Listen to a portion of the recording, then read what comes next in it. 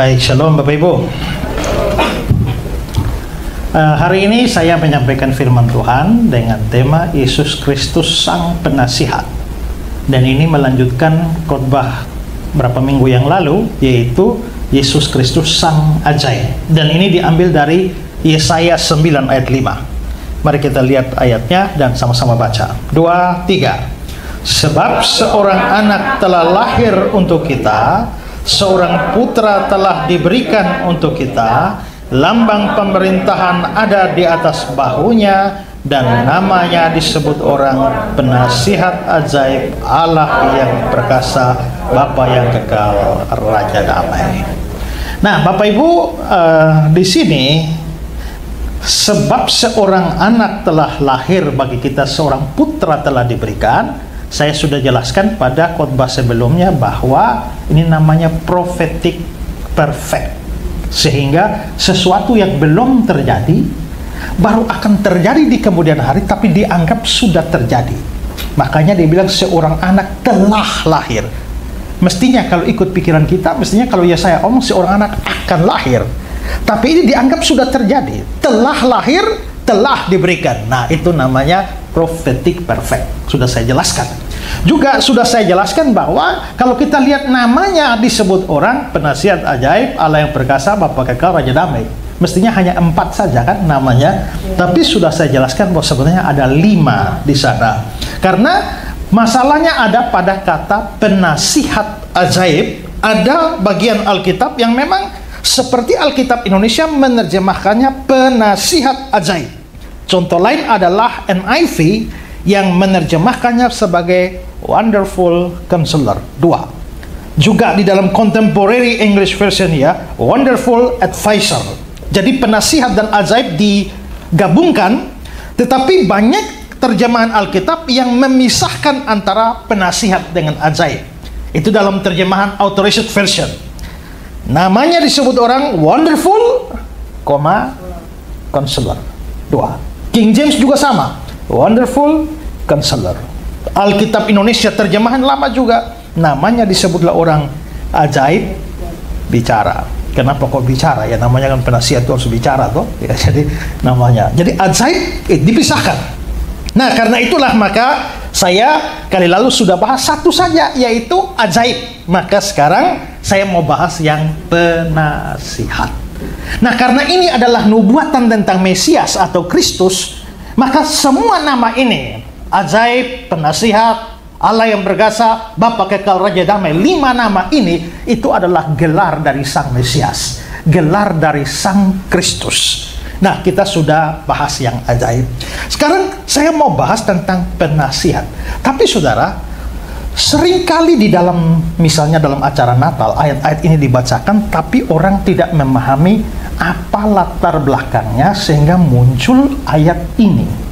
Dan kalau kita mau mempelajari latar belakangnya, maka kita akan melihat bahwa semua nama yang diberikan pada Mesias, ajaib, penasihat, Allah yang perkasa, Bapa kekal, Raja Damai, semuanya itu ada berhubungan dengan problem yang dihadapi pada waktu itu. Nah, sekarang sebelum kita masuk lebih jauh, saya mau ceritakan sedikit dulu latar belakangnya. Karena kalau kita baca sendiri mungkin agak membingungkan ya.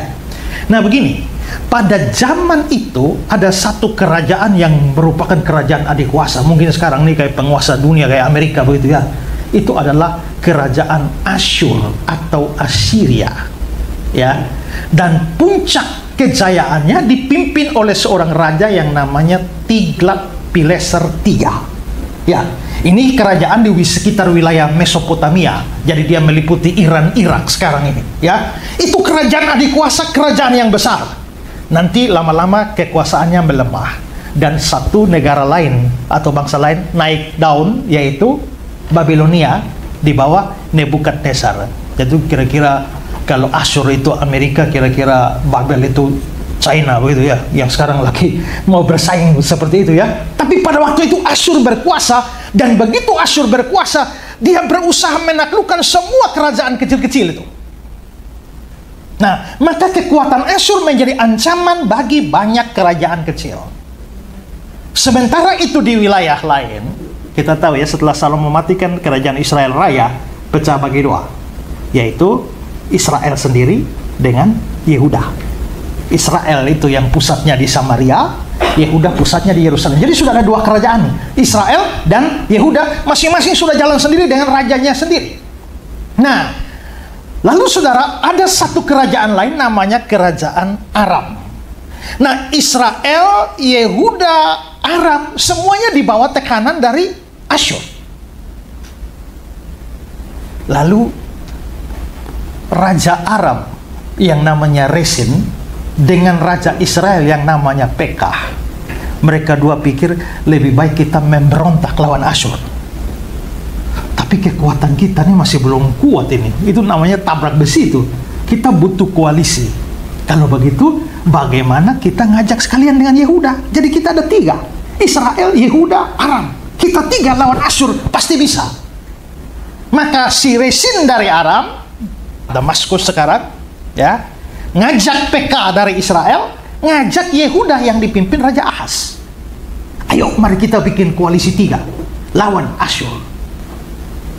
Nah, tapi ternyata Israel sama Aram ngajak Yehuda, Yehudanya di bawah Ahaz nggak mau. Ini koalisi terancam gagal ini, ya, karena dua tidak kuat, harus tiga. Ini satu yang Ahaz ini tidak mau.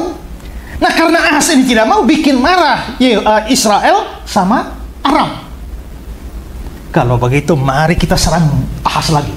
Jadi akhirnya kawan makan kawan. Mestinya sama-sama koalisi, tapi karena menolak, kita serang. Maka Resin dari Aram plus Pekah dari Israel, mari kita taklukkan Yehuda, supaya kita lengserkan si Ahaz, kita angkat raja boneka yang namanya Tabel, lalu dia akan dukung kita, baru kita koalisi tiga lawan Asyur. Nah, itu. Maka mulailah Aram dan Israel serang Yehuda yang dipimpin Ahaz.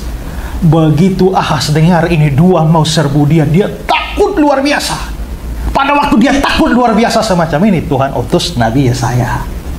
Kasih tahu Ahaz, jangan takut, jangan khawatir, aku akan bela kamu. Tapi Ahaz sudah kecut hati, sudah tawar hati, ya. Tapi ya saya yakinkan dia, Tuhan pasti bela. Lu mau tanda apa? Tapi karena dia tidak mau minta tanda, langsung inisiatif, Tuhan sendiri akan berikan pertanda. Sesungguhnya seorang anak darah akan melahirkan seorang anak, dan kamu akan menamakan dia Immanuel. Itu Yesaya 7:14. Itu konteksnya begitu. Nah, walaupun sudah dikasih tanda begitu, Ahaz tetap takut. Akhirnya solusinya bagaimana? Alih-alih bergantung pada Tuhan, Ahaz bermain politik. Karena dia ajak kita tiga koalisi lawan Asyur, saya tidak mau, sekarang mereka dua mau serang saya, maka saya minta bantuan Asyur. Begitu ceritanya. Maka si Ahaz ini minta bantuan Asyur supaya habisi ini dua orang ini. Dan betul-betul Asyur datang, Tiglat-Pileser datang, habisi ini dua, yaitu Israel sama Aram. Tapi Asyur tidak akan bantu dengan gratis, tidak. Ada imbalannya. Imbalannya apa? Kamu harus kasih upeti setiap tahun. Dan dengan demikian akhirnya Asyur menjadikan Yehuda menjadi negara bagian, sehingga kekuasaannya di bawah. Dan inilah yang membuat Tuhan murka. Tuhan murka, Tuhan justru akan bilang, kamu berlindung pada Asyur kan? Nanti kamu lihat, Asyur akan menghabisi kamu. Dan semua keadaanmu akan menjadi buruk. Yehuda akan menjadi buruk. Dan lihatlah, waktu Asyur akan taklukkan. Karena pada waktu Asyur mau menjadikan dia sebagai negara bagian, dia memberontak, tidak mau. Waktu tidak mau, tangan Asyur yang perkasa itu menghabisi Yehuda. Dan kondisi Yehuda akan porak-poranda, hancur. Nah, itu di Yesaya pasal 8. Lihat Yesaya 8 ayat 15. Dan banyak di antara mereka akan tersandung, jatuh dan luka parah, tertangkap dan tertawan. Mereka akan lalu lalang di negeri itu, melarat dan lapar. Dan apabila mereka lapar, mereka akan gusar dan akan mengutuk rajanya dan Allahnya. Mereka akan menengadah ke langit dan akan melihat ke bumi. Dan sesungguhnya hanya kesesakan, kegelapan, kesuraman menghimpit, dan mereka akan dibuang ke dalam kabut. Itulah kondisinya. Kalau kamu tidak mau bergantung pada Tuhan, tapi mau bergantung pada manusia, nanti modelmu kayak begini. Nah, dan Yesaya mengatakan bahwa karena kamu tidak mau bergantung pada Tuhan, mau pada Asyur, mulai sekarang Tuhan akan menyembunyikan wajahnya terhadap kamu. Lihat pasal 8 ayat 17. Tuhan yang menyembunyikan wajahnya terhadap kaum keturunan Yakub, aku hendak mengharapkan dia. Tuhan menyembunyikan wajahnya. Saudara, istilah Tuhan menyembunyikan wajah itu menunjukkan bahwa hubungan dengan Tuhan itu rusak sama sekali.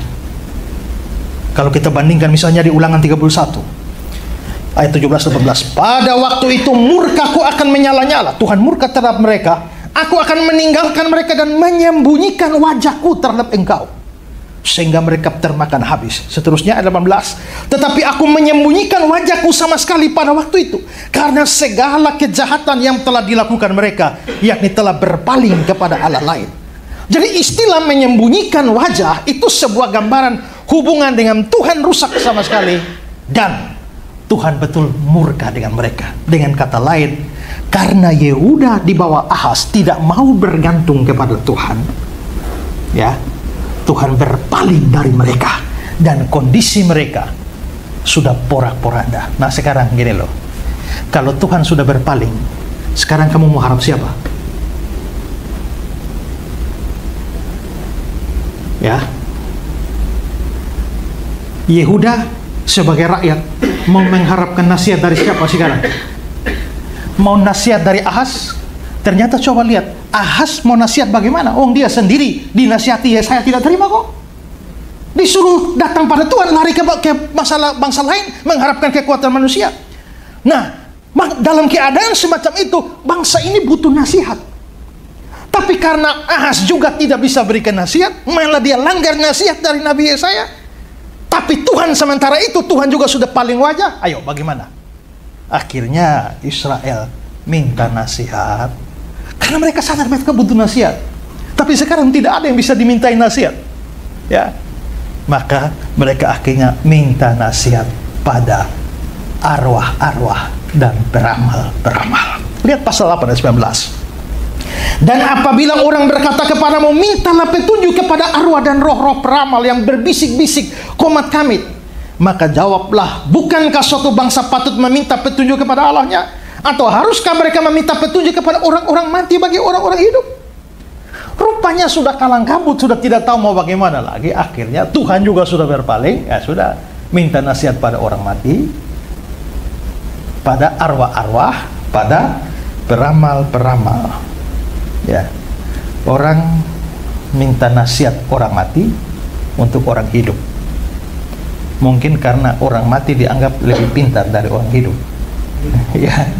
Nah, jadi saudara, di sini kita bisa melihat bahwa kondisi Yehuda ini sangat terpuruk. Apakah setelah mereka minta nasihat dari orang-orang mati, arwah, peramal-peramal, kondisi mereka tambah baik? Tidak. Kondisi mereka tambah buruk, tambah hancur, tambah porak-poranda. Tapi Tuhan itu kan maha kasih, ya. Kalau Tuhan sudah lihat umatnya begitu, Tuhan kasih pengharapan. Ada pengharapan. Dia pakai Nabi Yesaya kasih pengharapan bahwa kondisi terpuruknya Yehuda semacam ini itu tidak akan berlaku selamanya. Nanti satu saat akan ada pemulihan. Lihat pasal 8 ayat 29. Tetapi tidak selamanya ada kesuraman untuk negeri terhip itu. Tidak selamanya. Berarti ada harapan, ya. Kalau dahulu Tuhan merendahkan tanah Sebulan dan tanah Naftali, maka di kemudian hari Dia akan memulihkan jalan ke laut, ke seberang sungai Yordan, wilayah bangsa-bangsa lain. Ya, bangsa yang berjalan dalam kegelapan telah melihat terang yang besar. Mereka yang diam dalam negeri kekelaman, atasnya terang telah bersinar. Jadi mereka gelap, tapi Tuhan janji tidak selamanya, akan ada saatnya datang terang. Nah, pertanyaan, jadi dengan kata lain, mereka ada dalam zaman kegelapan, zaman jahiliyah. Tapi Tuhan janjikan akan ada terang, akan ada pemulihan. Terus siapa tokoh yang akan bawa pemulihan dan terang ini? Geser terus sampai ke di bawah ayat yang kelima. Mengapa sampai kondisi itu akan berubah? Ayat 5, sebab seorang anak telah lahir untuk kita. Kalau begitu pemulihan baru bisa terjadi kalau anak itu lahir. Anak di sini itu Mesias, Raja Mesias. Mesias inilah yang menyempurnakan pekerjaan raja sebelumnya, Raja Ahaz. Yang mana Raja Ahaz tidak bisa membawa kebaikan bagi Yehuda. Tapi raja yang akan datang, yaitu Raja Mesias ini, dialah yang akan membawa pemulihan. Maka seorang anak telah lahir untuk kita, seorang putra akan diberikan pada kita. Lalu namanya disebutkan, yaitu penasihat ajaib, penasihat Allah yang perkasa, Bapa kita Raja Damai. Nah, di sini kita menemukan konteks penasihatnya. Maksudnya apa? Fakta pengalaman Yehuda menunjukkan bahwa pengabaian nasihat itu menghancurkan. Raja Ahaz mengabaikan nasihatnya Yesaya yang datang dari Tuhan. Akibatnya kehancuran. Bangsa Yehuda mengharapkan nasihat dari Ahaz sebagai rajanya, tapi dia salah pilih jalan. Dia bukan nasihat ke arah Tuhan, tapi malah ke arah manusia. Dan akhirnya kehancuran juga. Maka ada gagal orang menerima nasihat dan orang gagal menjadi penasihat. Tapi Mesias yang akan datang, anak yang akan lahir. Karena itulah dia diberikan satu gelar, penasihat. Ya, konteksnya begitu ya. Nah, kadang-kadang kalau kita copotannya ayat 9, 5 baca-baca kita tidak mengerti apa sih maksudnya kok tiba-tiba muncullah penasihat. Tidak, ini ada kisahnya, ada latar belakangnya semacam itu. Sehingga Sang Mesias atau Sang Kristus itu, dia mempunyai suatu gelar, Sang Penasihat. Maka Yesus Kristus Sang Penasihat. Nah, nanti pekerjaan sebagai penasihat ini yang dia tunjukkan pada waktu dia hadir di dalam dunia ini. Nah, bertolak dari latar belakang itu, saya akan bahas tentang Yesus sebagai penasihat. Mari kita lihat bahwa Yesus ini adalah penasihat.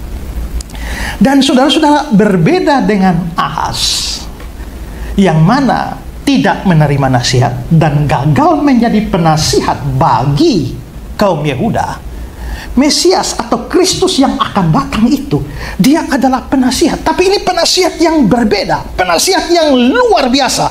Makanya dikaitkan dengan nama pertama, beberapa terjemahan bilang penasihat ajaib. Nah, Yesus itu penasihat macam apa? Yang pertama, dia adalah penasihat yang tidak terbatas. Di dunia ini ada banyak penasihat. Ada penasihat keuangan, penasihat pajak, penasihat hukum, penasihat kesehatan, ya, penasihat spiritual, apalagi penasihat militer, dan macam-macam penasihat yang lain. Dan itu menunjukkan bahwa memang hidup kita sebagai manusia itu kita sadar kita membutuhkan yang namanya penasihat. Bahkan seorang presiden pun itu perlu ada penasihat presiden. Dalam organisasi-organisasi ada penasihatnya. Dalam Amsal 11 ayat 14 dikatakan, jikalau tidak ada pemimpin, jatuhlah bangsa. Tapi jikalau penasihat banyak, keselamatan ada. Kalau ada penasihat banyak, keselamatan ada. Maka kita bukan hanya butuh penasihat, tapi harus mau dinasihati. Ya, karena kalau penasihat tidak ada, ini tidak ada keselamatan ini dibilang. Kita bukan bicara keselamatan masuk surga ya. Ya. Selamat dalam banyak hal secara sekuler itu adalah karena ada penasihat dan ada mau terima penasihat. Nah, salah satu syarat menjadi penasihat adalah orang yang jadi penasihat itu harus ahli di bidangnya, ya kan? Kalau mau jadi penasihat keuangan, ya kamu harus ahli keuangan, kira-kira begitu ya. Kalau kamu juga mau atur keuangan, juga murad marit, bagaimana kamu jadi penasihat keuangan?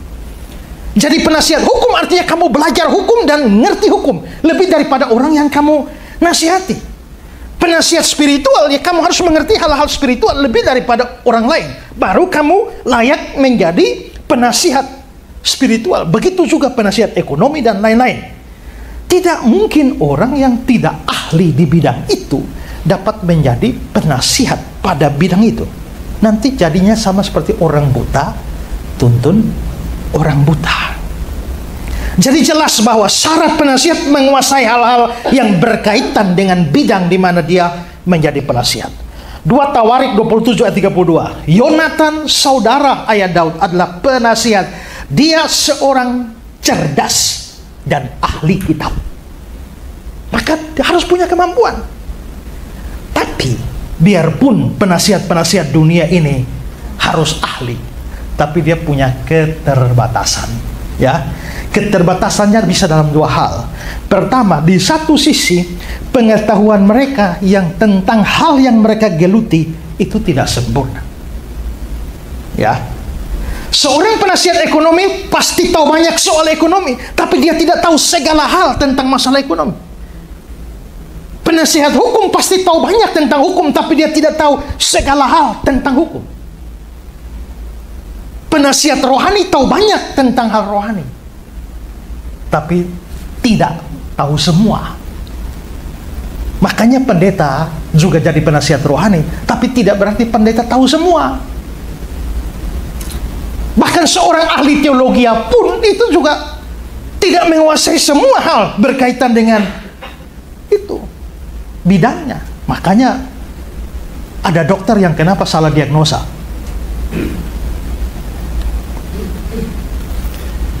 Kemarin mama saya mengeluh, panggil saya, kakak, datang dulu, TV-nya mama ini sudah rusak, tidak bisa hidup lagi. Padahal mama pakai olahraga setiap hari. Lalu adik saya sudah utus orang datang, lihat, kayak ahli itu ya.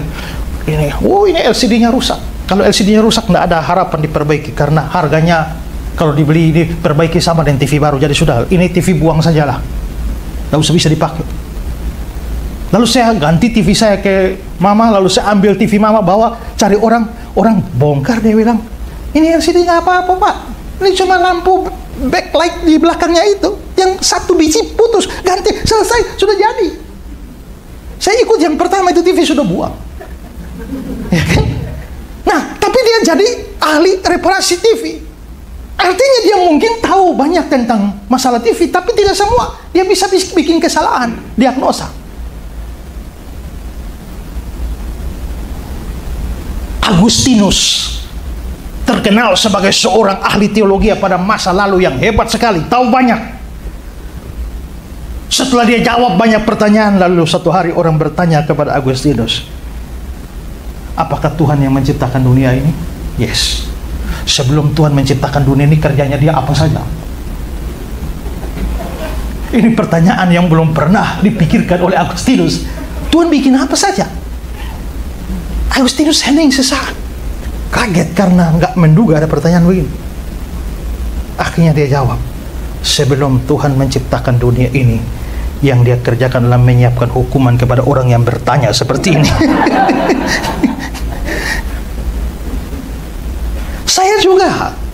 Saya ahli di dalam urusan tanya jawab, karena saya melayani tanya jawab ini dari tahun 2004 sampai 2025 ini. Ya, tiap hari urus dengan tanya jawab. Tapi apakah semua pertanyaan saya bisa jawab? Tidak juga. Justru ketika orang bertanya saya tidak tahu, saya senang. Kenapa? Artinya harus ada yang saya pelajari lagi.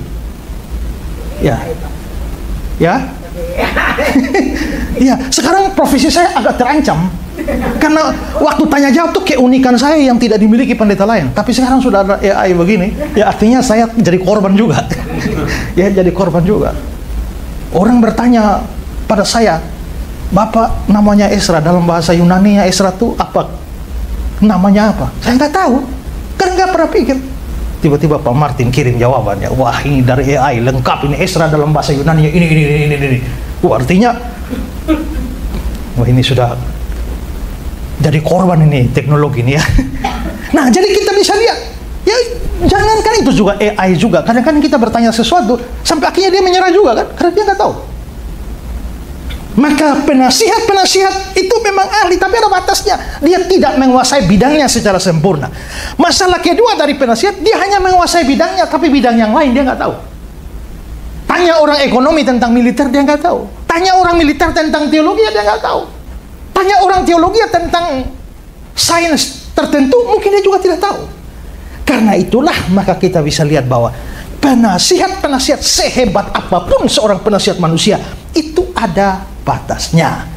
Tapi berhubung bahwa anak yang dilahirkan itu bukan hanya penasihat, tapi pertama di sebelumnya dia ajaib, lalu setelahnya dia Allah yang perkasa, maka dia sudah ajaib, dia Allah yang berkuasa. Itu otomatis menyebabkan dia menjadi penasihat yang tidak terbatas. Dan dia menjadi ahli dalam semua bidang apapun, karena dia Allah yang maha tahu. Dia menjadi ahli dalam semua bidang dan tidak terbatas di dalam pengetahuannya. Maka dia ahli. Saya pernah khotbah, saudara ya, manusia, teknologi manusia menciptakan pesawat, tapi sejumlah prinsip di dalam penciptaan pesawat itu dipelajari dari burung. Dengan sistem sayapnya, bagaimana dia sekali kepak begini dia bisa naik. Masalahnya kita punya besi ini tidak bisa mengepak begini. Maka dipikir, tapi prinsipnya itulah sebabnya kita lihat pesawat-pesawat itu dibuat mirip-mirip burung itu.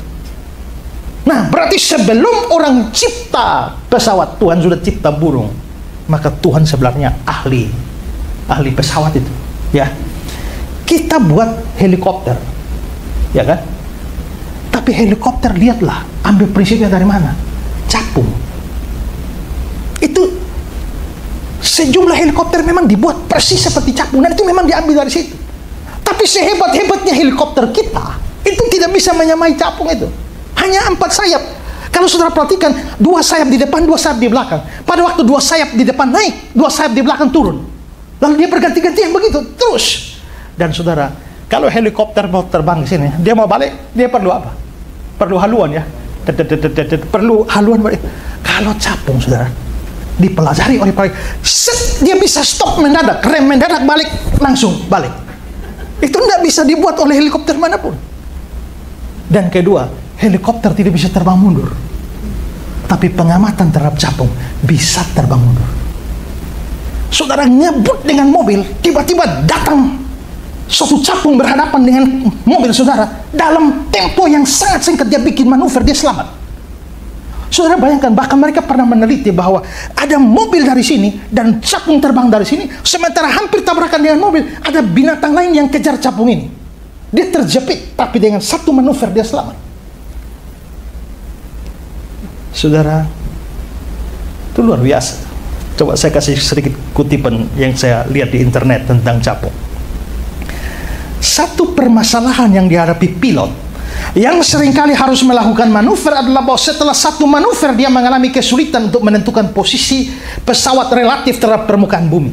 Jika pilot kebingungan menentukan posisi bagian atas dan bawah pesawat setelah melakukan manuver, maka pesawat ini dapat mengalami kecelakaan. Para teknisi telah mengembangkan suatu alat untuk mengatasi hal ini, yakni gyroscope. Alat ini menunjukkan pilot pada garis horizontal yang menandakan posisi horizon. Pilot membandingkan garis horizontal itu dengan horizon sesungguhnya, dan dengan demikian dia dapat menentukan posisi pesawat dengan cepat. Selama jutaan tahun, capung telah memakai perlengkapan yang mirip dengan yang dikembangkan oleh para teknisi ini. Di depan mata capung terdapat garis horizontalnya maya pada posisi tetap. Tak menjadi masalah pada sudut berapapun dia terbang, dia selalu memposisikan kepalanya sejajar dengan garis horizontal ini. Ketika posisi tubuh capung berubah selama penerbangan, rambut-rambut di antara badan dan kepalanya menjadi terangsang. Sel-sel saraf pada akar rambut mengirimkan informasi ke otot-otot terbang capung tentang posisinya di udara. Hal itu memungkinkan otot-otot tersebut secara otomatis mengatur jumlah dan kecepatan gerak sayap. Dengan demikian, dalam manuver paling sulit sekalipun, capung tidak pernah kehilangan arah atau kendali. Berarti urusan pesawat, Tuhan ahlinya. Urusan helikopter, Tuhan ahlinya. Orang bikin kapal laut, jauh sebelum bikin kapal laut, Tuhan sudah suruh Nuh bikin kapal laut, ya kan? Ahli dokter bikin ahli pembedahan, tapi sebelumnya itu Tuhan sudah terapkan prinsip pembedahan, yaitu membedah Adam, ambil tulangnya, lalu bangunlah perempuan. Kita punya sistem komputer yang canggih, tapi Tuhan sudah ciptakan komputer lebih dulu, yaitu sistem otak manusia ini, yang kita sudah isi data berapa banyak pun nggak hang-hang juga ya, walaupun ada juga kasus hangnya ya. Tapi ini sistem superkomputer luar biasa. Kita ciptakan kamera luar biasa, tapi Tuhan sudah cipta kamera terlebih dahulu, yaitu biji mata ini, kamera canggih yang luar biasa. Kita ciptakan mesin-mesin, tapi Tuhan ciptakan satu mesin taruh di dalam diri kita yang namanya jantung, itu pompa tiap hari. Kita bisa lihat Tuhan ahli dalam segala sesuatu, ya. Pada waktu Petrus bingung tidak dapat ikan sepanjang malam, Tuhan bilang masukkan ke dalam, tebarkan di kanan. Dia tangkap ikan banyak juga. Berarti Tuhan ahli perikanan juga itu. Maka kita bisa lihat bahwa ternyata Tuhan ini ahli dalam segala bidang.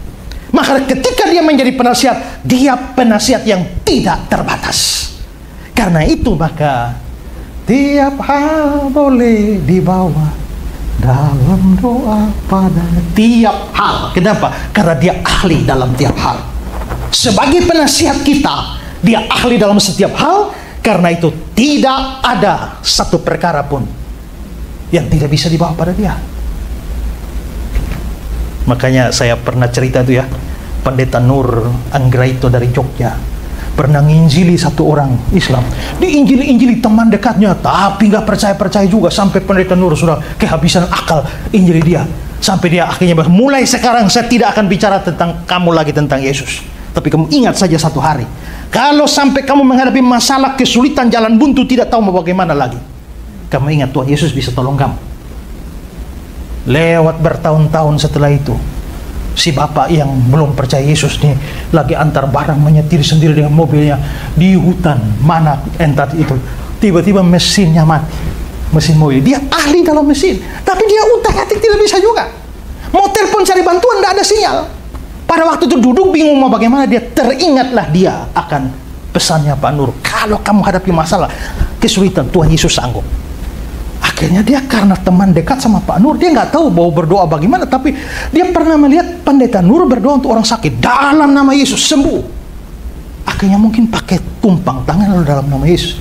Maka dia menghadap mesin mobilnya, dia tumpang tangan dalam nama Yesusnya Mas Nur, hiduplah. Nah setelah itu dia ambil kunci, hidup. Begitu hidup dia kaget. Setelah itu dia bilang, hari ini saya mengerti, ternyata Yesus bukan hanya juru selamat, tapi juru mesin. Berarti Tuhan ahli permesinan juga, ya kan? Nah, kalau begitu kita bisa lihat penasihat kita tidak terbatas. Maka segala macam kesulitan kita bisa datang kepada dia untuk mendapatkan tuntunan. Kedua, dia ini penasihat yang penuh simpati. Simpati ini bukan dalam pengertian ketertarikan biasa ya, cowok simpati sama cewek, bukan. Simpati itu dari kata sin atau sun, bersama-sama. Pasien menderita, maka simpasien, simpati itu artinya bersama-sama menderita. Kalau ada orang ya susah dan kita melihat dan kita turut merasakan kesusahannya, nah, itu namanya bersimpati. Dalam bahasa surat Roma 12 ayat 15 bilang, menangislah dengan orang yang menangis. Itu simpati. Nah, kalau dikatakan Yesus itu penuh simpati, penasihat yang simpati, artinya Yesus itu betul-betul merasakan apa yang kita rasakan. Kalau kita ada orang meninggal, kita bilang turut berduka cita. Padahal kita ada berduka cita. Bisa juga, tapi seringkali yang terjadi hanya di bibir turut berduka cita ya. Tapi kita nggak ikut turut berduka cita kok. Ya. Artinya ini hanya di bibir saja, tetapi itu berbeda dengan Tuhan kita, Yesus Kristus, karena dia seorang yang sangat bersimpati. Pertanyaannya, mengapa Yesus bisa bersimpati begitu? Karena dia pernah jadi manusia dan merasakan semua penderitaan yang bahkan kita sendiri belum alami. Ya. Karena dia pernah jadi manusia, dia pernah mengalami segala yang dialami manusia. Dia pernah lelah, dia pernah lapar, dia pernah haus, dia pernah mengantuk, dia pernah dicobai setan, dia pernah ditolak, dia pernah dihina, diolok, difitnah, dihianati, sedih, menangis, mau dibunuh, pernah ditampar, diludahi, dan masih banyak lagi. Dan pada akhirnya dia dibunuh mati dalam keadaan kehinaan. Justru dengan dia mengalami semua itu, dia bisa mengerti apa yang kita alami. Dia mengerti bahasa tetesan air mata. Dia mengerti. Maka penulis surat Ibrani pasal 4 ayat 15, sebab imam besar yang kita punya bukan imam besar yang tidak dapat turut merasakan kelemahan-kelemahan kita. Sebaliknya sama dengan kita, dia telah dicobai, hanya tidak berbuat dosa. Dia sudah mengalami semua yang kita alami. Dan kalau dia adalah penasihat kita, maka nasihat-nasihatnya itu real. Bukan abstrak, bukan teori. Karena dia pernah mengalami semua yang kita alami. Karena itu, ketika dia memberi nasihat kepada kita, kita nggak bisa ngomong, enak aja ngomong toh, nggak pernah ngalami sih. Nggak bisa kan? Kalau saudara nggak pernah bangkrut, terus nasihatin orang bangkrut, si bangkrut bisa berkata, memang enak sih ngomong, nggak pernah bangkrut. Coba kalau kamu pernah bangkrut kayak aku. Ya. Saya pernah nasihat orang putus cinta. Dia, Pak, ngomongnya enak, nggak pernah putus cinta. Saya bilang, nggak pernah apa, saya 5 kali loh. Kamu berapa kali? Baru itu junior lah ya. Begitu ya Pak Jimmy. Jadi kita lebih kuat kalau kita pernah mengalami dan melewati. Itulah sebabnya kalau saudara Tuhan izinkan untuk mengalami sesuatu, mungkin Tuhan mau jadikan saudara penasihat bagi orang lain. Itu jauh lebih hebat. Kalau saudara nggak pernah sakit lalu nasihatin orang sakit, itu ya bisa sih bisa, tapi itu jauh, kekuatannya jauh kalau saudara pernah mengalaminya dan lewati. Ya, dan Tuhan itu, dan kita tidak bisa protes. Kalau dia menasihati kita tuh sabar dalam penderitaan, kita tidak bisa menolak. Ya, kamu tidak tahu perasaanku. Dia sendiri pernah mengalami penderitaan. Kalau dia nasihati kita, kalau orang berkhianat kepada kamu, menyakiti kamu, ampuni dia, kasihi dia. Tapi kita tidak protes, tidak bisa protes Tuhan. Enak saja kamu tidak pernah mengalami itu. Tapi ingat, Tuhan sendiri pernah mengalami itu, disakiti, dikhianati. Ya. Kalau kita kehilangan orang yang kita kasih dan Tuhan menasihati kita supaya kuat, kita tidak bisa protes bahwa Tuhan tidak pernah mengalami kehilangan apa-apa. Karena sebagai manusia, dia sendiri pernah mengalami kehilangan orang-orang yang dia kasih.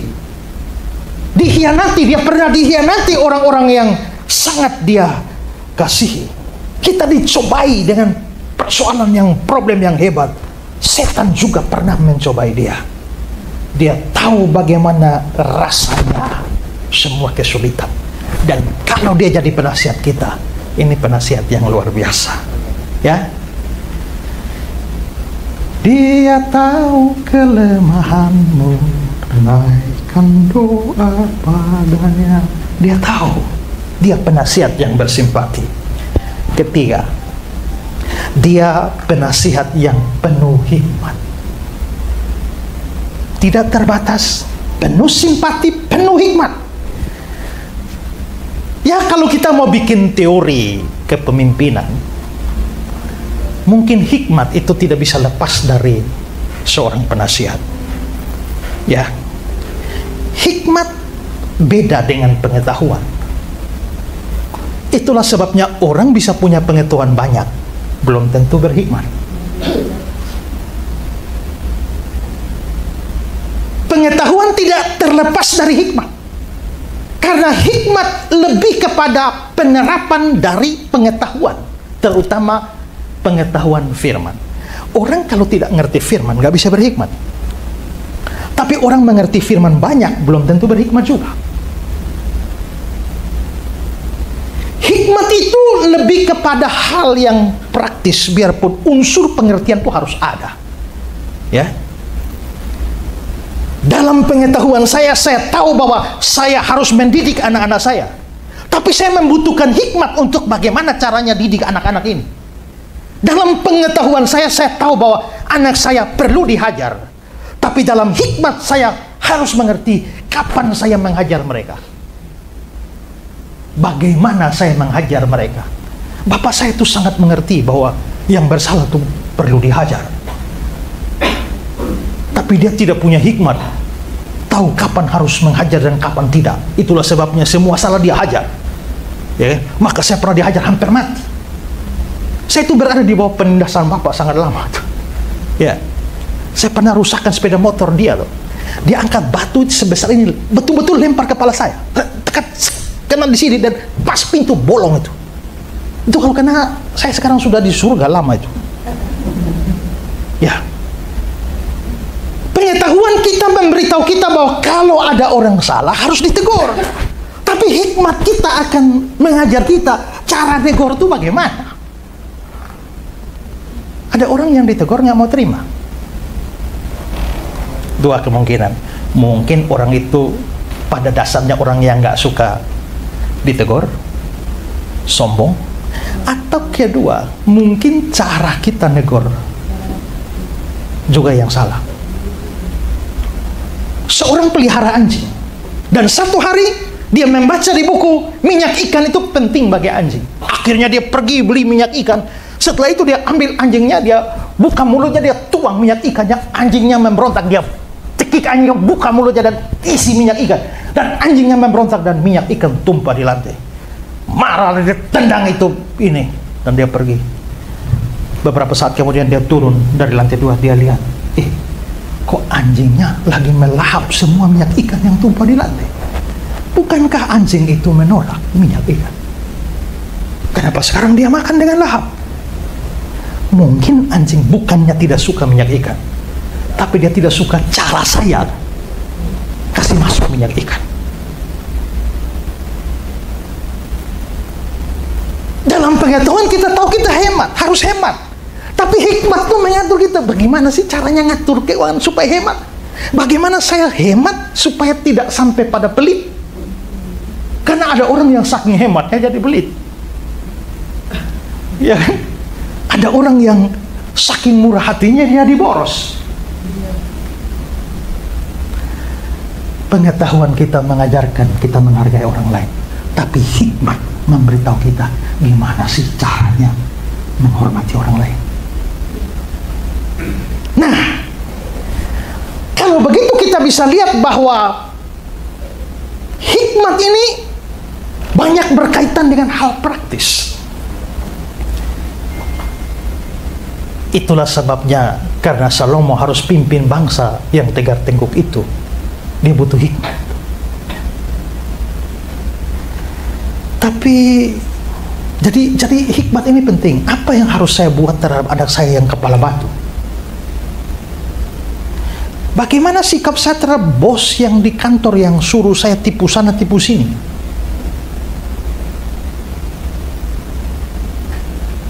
Bagaimana saya mengelola ini anak buah yang maunya bertengkar melulu?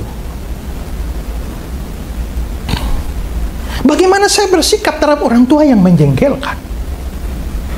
Bagaimana saya bereaksi terhadap pasangan saya yang selingkuh? Bagaimana saya meminta kembali uang saya yang dipinjam orang tanpa menghancurkan relasi kita? Itu semua bagian dari hikmat. Kalau begitu di sini kita bisa lihat hikmat dibutuhkan setiap orang, terutama pemimpin-pemimpin di rumah tangga, di gereja, di kantor, di mana saja hikmat itu perlu sekali.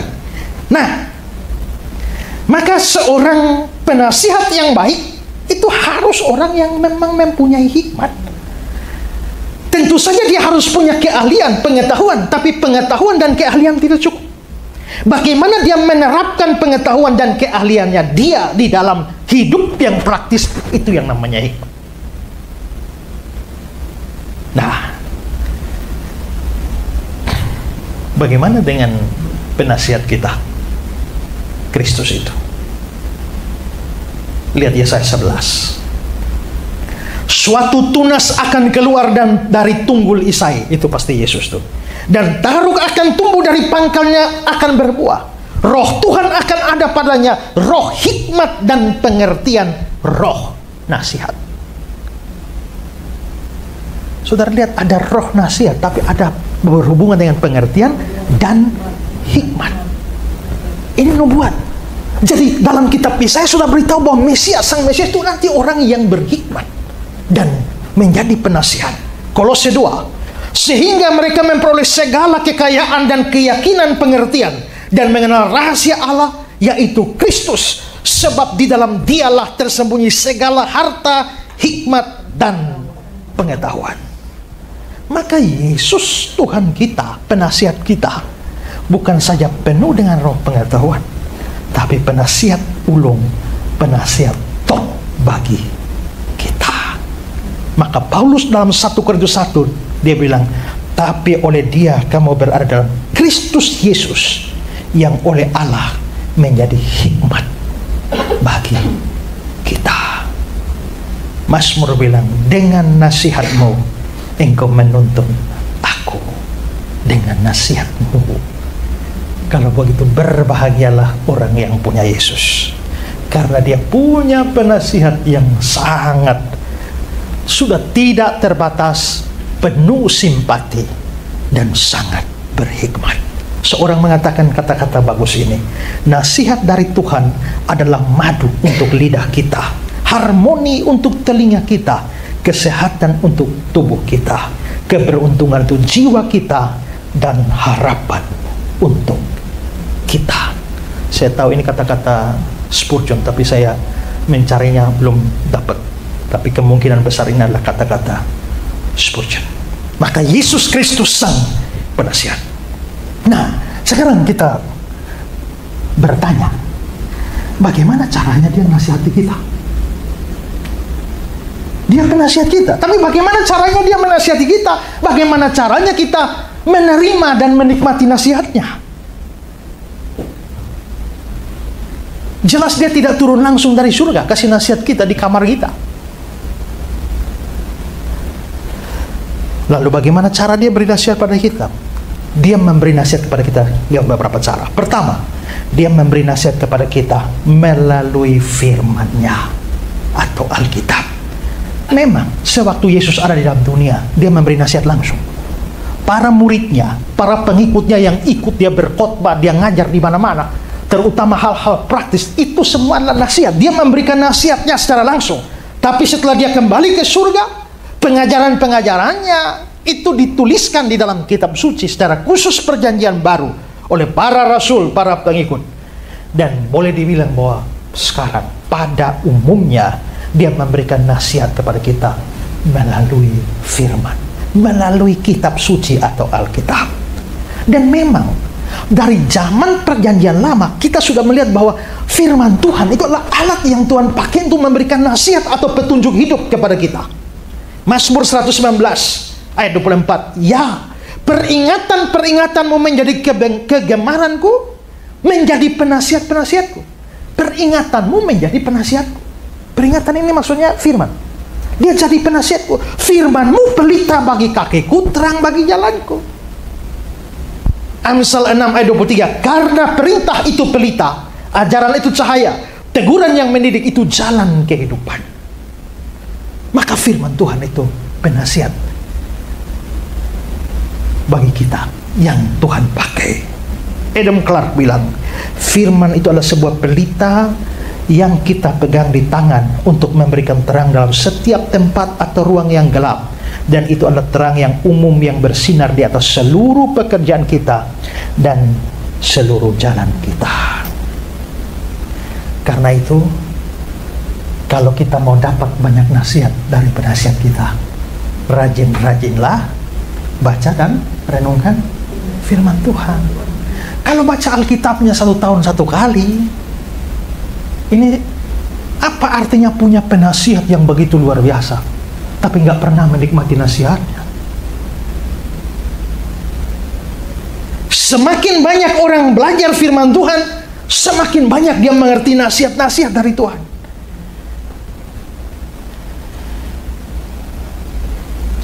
Itulah sebabnya mengapa kita selalu dituntun untuk baca kitab suci, doa tiap hari. Baca kitab suci, doa tiap hari. Alangkah indahnya setiap pagi kita bangun dan membaca firman. Hari ini dapat nasihat apa sih dari Tuhan? Atau kita menutup hari kita sebelum tidur, kita merenungkan satu bagian. Sebelum tidur ada nasihat apa sih hari ini?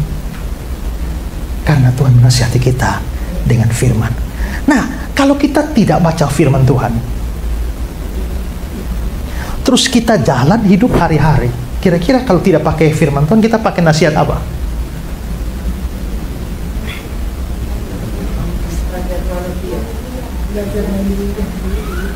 Mazmur 1 ayat 1. Berbahagialah orang yang tidak berjalan menurut nasihat orang fasik.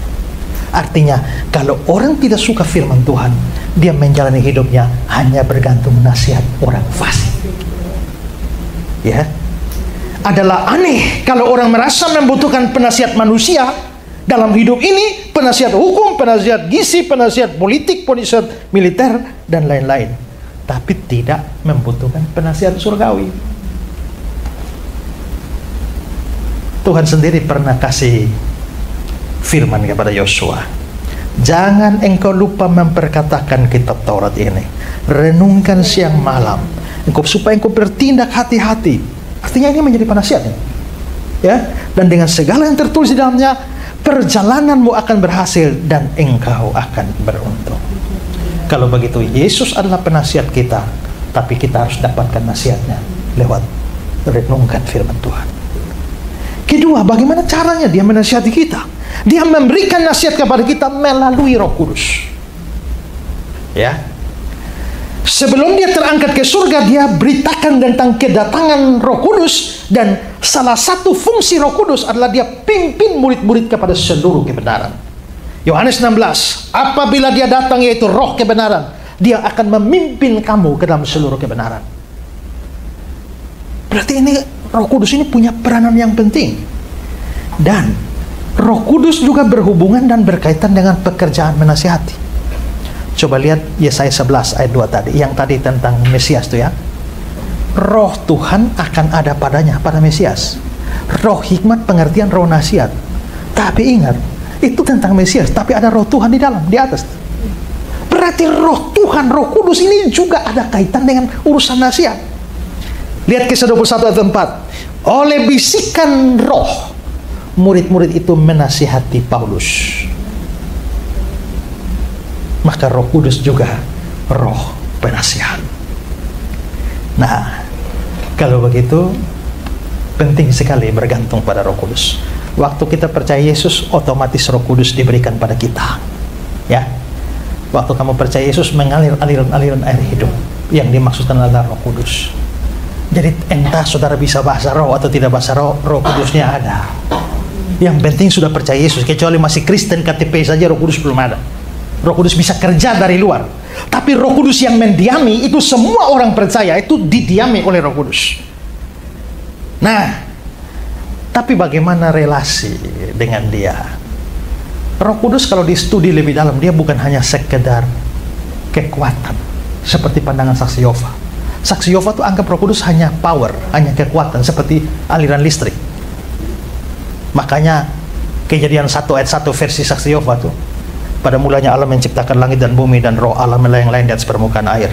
Nah, dalam Alkitab saksi Yehova terjemahan Dunia Baru, pada mulanya Allah menciptakan langit dan bumi, dan tenaga aktif Allah melayang ke sana kemari.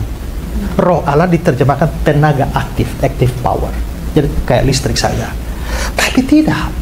Studi terhadap Roh Kudus, coba, janganlah kamu mendukakan Roh Kudus Allah. Berarti Roh Kudus bisa berduka kan? Apakah listrik bisa berduka? Engkau telah mendustai Roh Kudus.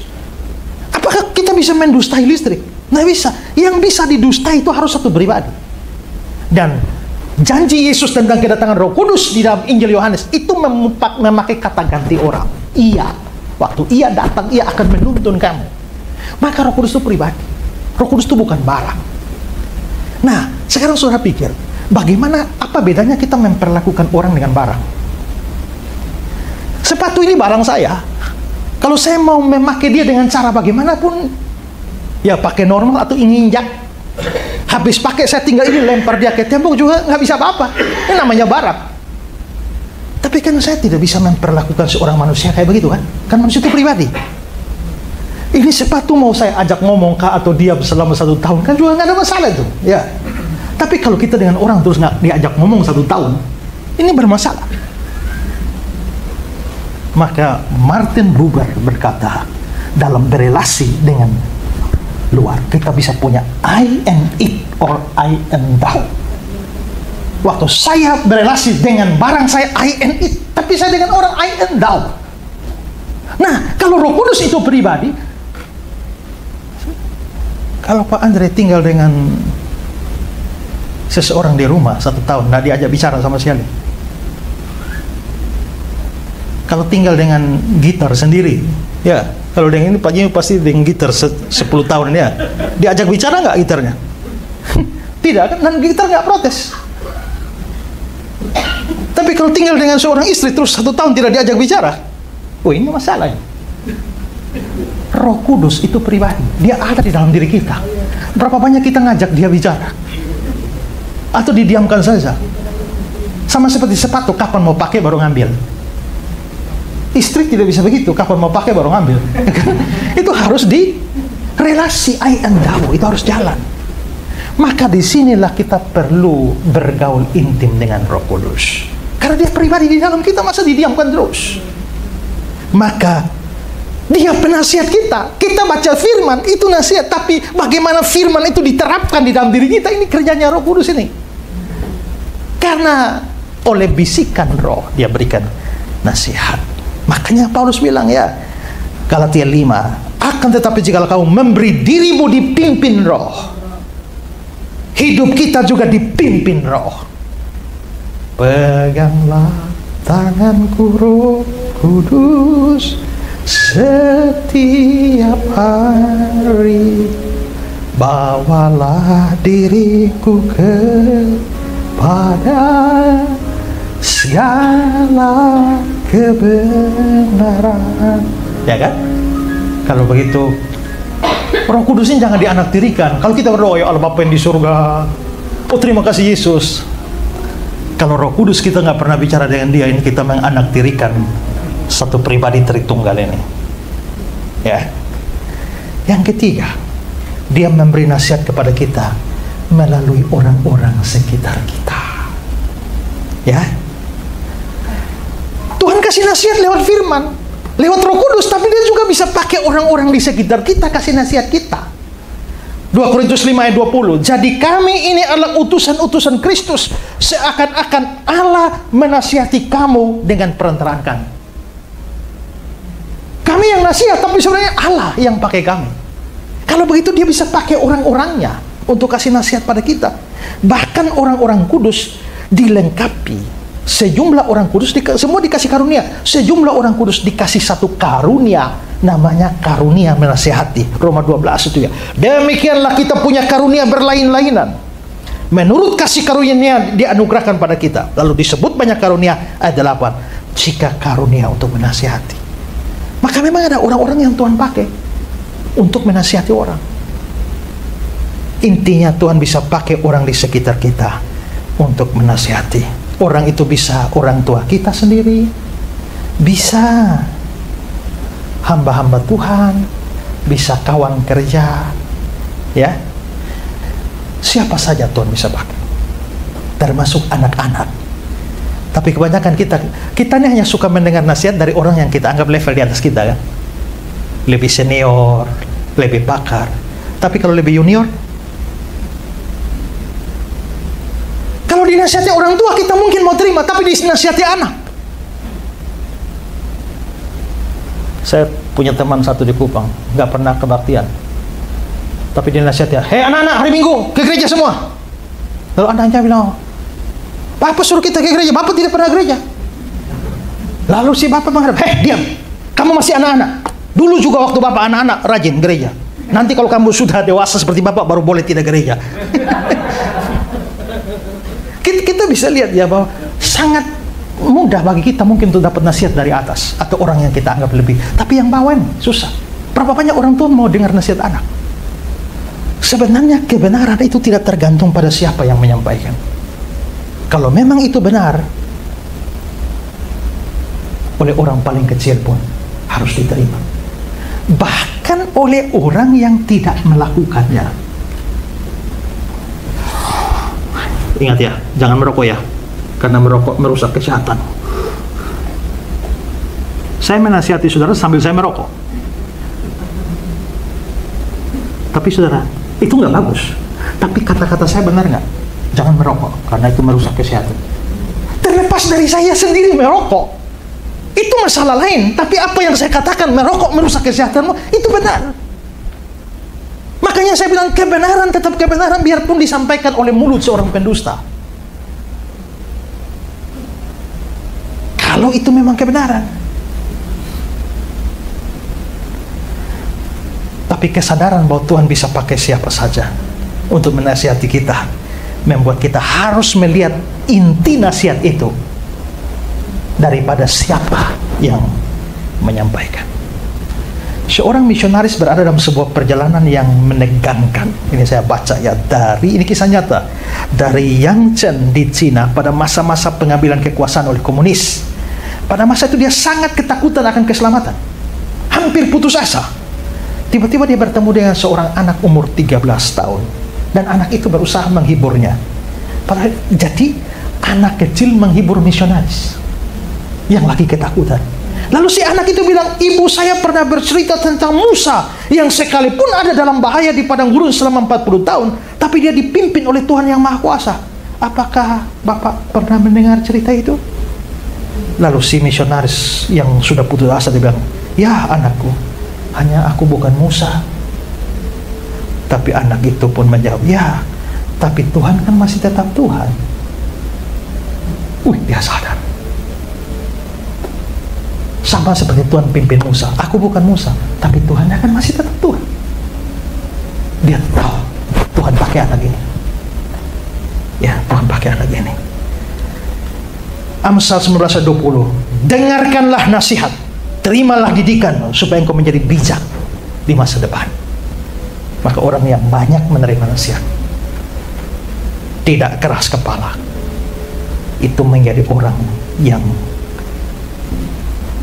bijak di masa depan. Terakhir, bagaimana cara Tuhan menasihati kita?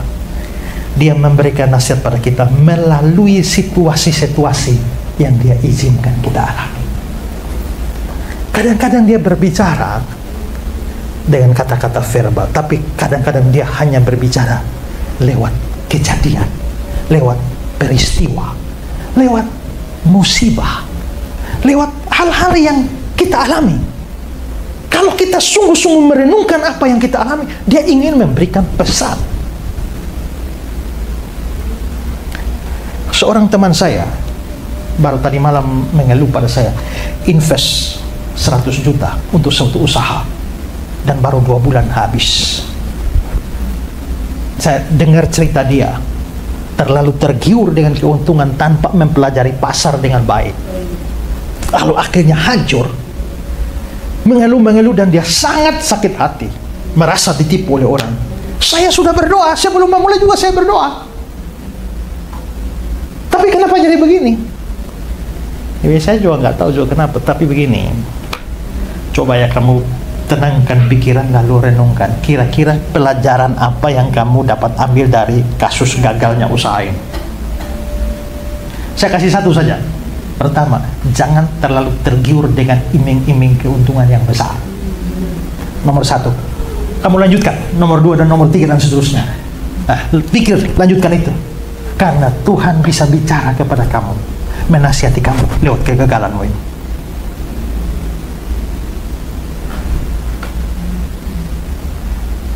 Dan dalam Alkitab kita bisa lihat bahwa Tuhan sering menyuruh kita menarik pelajaran dari hal-hal yang terjadi di sekitar, kan?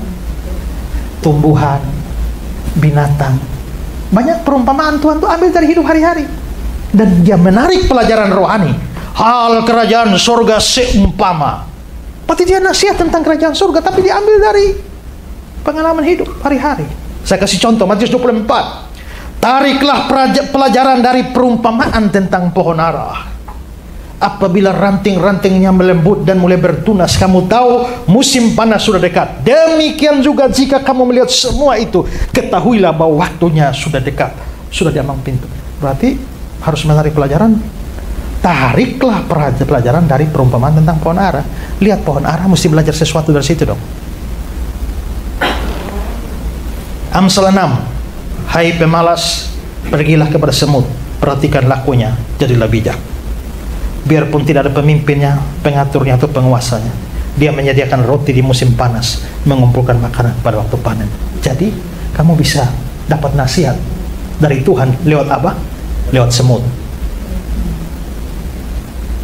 Kamu bisa dapat nasihat dengan lihat binatang-binatang. Amsal 30 ayat 24-28. Ada 4 binatang terkecil di bumi, tapi sangat cekatan. Semut, bangsa yang tidak kuat, tapi menyediakan makanan di musim panas. Pelanduk, bangsa yang lemah, tetapi tidak membuat rumahnya di bukit batu. Belalang yang tidak mempunyai raja, namun semua berbaris dengan teratur. Cicak yang dapat kau tangkap dengan tangan, tapi yang juga ada di istana raja. Ini tadi malam waktu saya lihat ayat ini, saya pikir-pikir mungkin perlu bikin khotbah. Belajar dari 4 binatang. Nah, ini bagus ini ya. Artinya ini kan nasihat firman. Ternyata Tuhan memberi nasihat kita juga lewat hal-hal yang terjadi hari-hari, lewat semut, pelanduk, belalang, cicak. Itu cara dia menasihati kita. Artinya semua hal yang terjadi dalam hidup kita Tuhan izinkan. Ya, kalau Tuhan izinkan, Tuhan mau kita menarik pelajaran.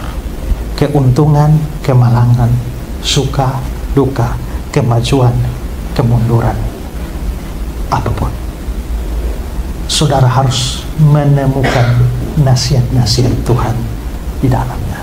Tapi lebih daripada itu, kita harus bersyukur punya penasihat tidak terbatas, penuh simpati, dan